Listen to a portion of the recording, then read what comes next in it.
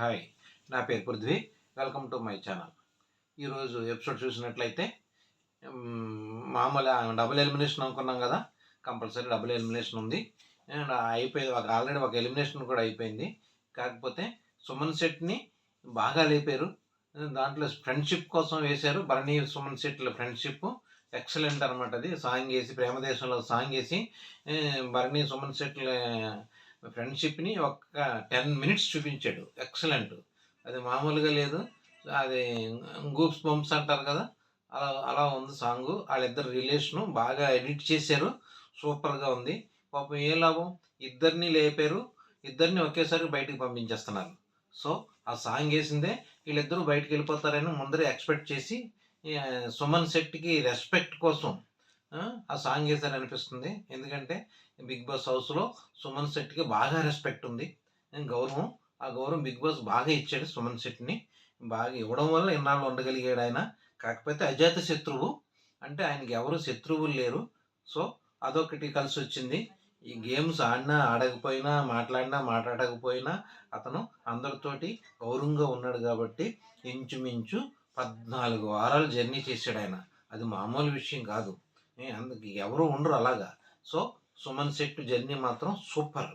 ఎందుకంటే ఇతను family week దాకా ఉంటాడో ఉండడో కూడా అనుకున్నాము, కానీ ఉన్నాడు. ఎక్సలెంట్ అనమాట. అది జరిగింది. రేపు భరణి గారు ఎలిమినేషన్ అయిపోతున్నారు, కన్ఫర్మ్ అయిపోయింది. సో ప్రాణ స్నేహితులు ఇద్దరు ఒకేసారి వెళ్ళిపోయారు అనమాట.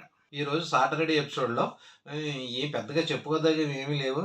ట్రూత్ ఫాల్స్ అని చెప్పమన్నారు. ఎవరు నిజాయితీ, ఎవరు ట్రస్ట్ కాదు అని చెప్పమన్నారు. అవి మామూలు విషయాలే, పెద్దగా చెప్పుకోదగ్గ విషయాలు ఏం కాదు.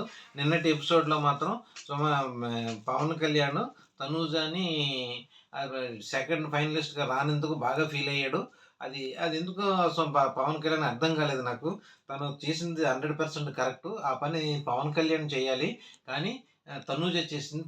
Tanuja is brilliant. సో దానికి ఫీల్ అయిపోయి బాగా ఎమోషనల్ అయిపోయి ఏదోలా బిహేవ్ చేశాడు. ఈ లాస్ట్ 2 వీక్స్ అంత అలా ఉండడం పెద్ద అవసరం లేదని అనిపిస్తుంది. సో సుమన్ శెట్టి కూడా చెప్పేశాడు, ఎలిమినేషన్ అయిపోయి స్టేజ్ మీదకి వచ్చి నువ్వు ఫైనలిస్ట్, నువ్వు పవన్ కళ్యాణ్ నువ్వు జాగ్రత్తగా కప్పట్టుకు రావాలి అని అక్కడే ఈ పవన్ కళ్యాణ్ ఒక్కడికే చెప్పాడు సుమన్ శెట్టి. సో సుమన్ శెట్టికి ఉన్నంత కాన్ఫిడెన్స్ పవన్ కళ్యాణ్లో కానీ ఇమానియల్లో కానీ లేదు. అది చెప్పుకోవాలి సుమన్ శెట్టి. సుమన్ శెట్టి గారు, నేను ఎలిమినేషన్ అయిపోతాను, నేను బయటకు వెళ్ళిపోతాను, అలాంటి భయాలు ఏమీ లేవు. ఉంటే ఉంటాను, పోతే పోతాను అన్న ఫీలింగ్లో ఉండడం వల్ల అతను 14 వారాలు లాక్కొచ్చాడు. So Suman Shetty is great. ఆ ధైర్యం పవన్ కళ్యాణ్లో కానీ తర్వాత ఇమానియల్లో కానీ లేదు. వీళ్ళందరూ టాప్ 5 క్యాండిడేట్స్. కాకపోతే Pawan Kalyan is a winner material. So అవి వాళ్ళకి తెలియట్లేదు, అది అర్థం అవ్వట్లేదు. ఎంతమంది వచ్చి చెప్పినా కూడా అర్థం అవ్వట్లేదు. సో అది కూడా ఒక రకంగా మంచిదేలండి, అర్థం అవ్వకపోవటం కూడా మంచిదే. సో ఇప్పుడు నువ్వా నేనా అన్నట్టు ఉంటుంది ఈ వీక్ రేపటి నుంచి. సో అదే మండే నుంచి అనమాట. తనూజానా పవన్ కళ్యాణ తనూజానా. సో ఇలా ఉంటుంది. ఇమానియల్ ఈ వీక్ ఓటింగ్లో దూసుకుపోతున్నాడు. ఎక్సలెంట్ ఓటింగ్ పడుతుంది. తనూజకి మాత్రం ఆ ఓటింగే ఉంది. తనూజకి పెద్దగా పెరిగింది ఏమీ లేదు. కాకపోతే ఇమానియల్ బాగా దూసుకుపోయి సెకండ్ ఫైనలిస్టులు. ఇంక ఇద్దరు ఎలిమినేషన్ అయిపోయిన తర్వాత ఇంకా first second eight third eight ఎవరైనా ఒకటే. ఇంకా టాప్ 5లో ఇలా టాప్ 5లో వీళ్ళందరూ ఉంటారనమాట.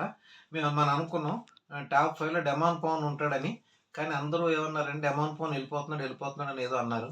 కానీ వెళ్ళి మనిషి కాదు. విన్నింగ్ కాకపోయినా టాప్ 5లో కంపల్సరీ డెమాన్ పవన్ ఉన్నాడు కాబట్టి.